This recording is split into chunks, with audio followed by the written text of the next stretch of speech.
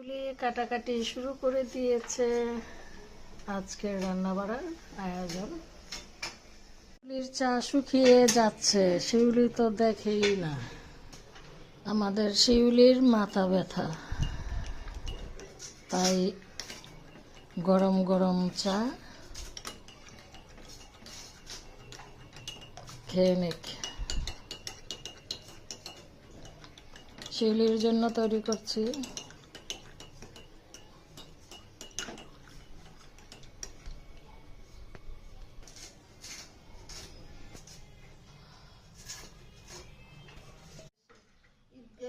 এখানে রসুন, পেঁয়াজ, শুকনো মরিচ দিয়েছি। বাগার দিব লাবড়া বটি বাপ দিয়ে নিয়েছি, এখন বাগার দিব। এই লাবড়া বটিটা খুবই ভালো লাগে খেতে। এটা আমার ছোট ফুপুর কাছ থেকে শিখেছি। এই লাবড়া, এটা লাবড়া বলে, বাগার দেয় যখন।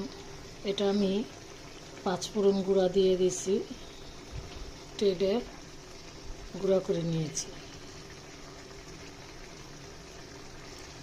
হয়ে গিয়েছে, নামিয়ে ফেলবো। খুবই মজার একটা লোভনীয় ঘ্রাণ বের হয়েছে। অনেক দিন পর এই লাবড়া বড়িটা রান্না করলাম। কাচকি মাছ রান্না হয়েছে, নামিয়ে ফেলবো।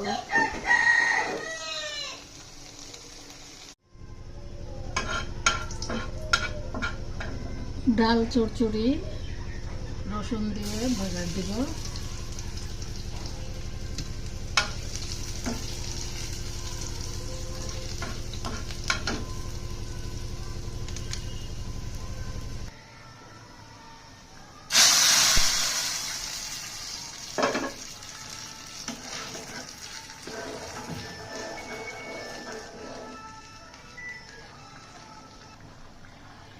এখন একটু ধনিয়া পাতা কেটে দিয়ে দিব।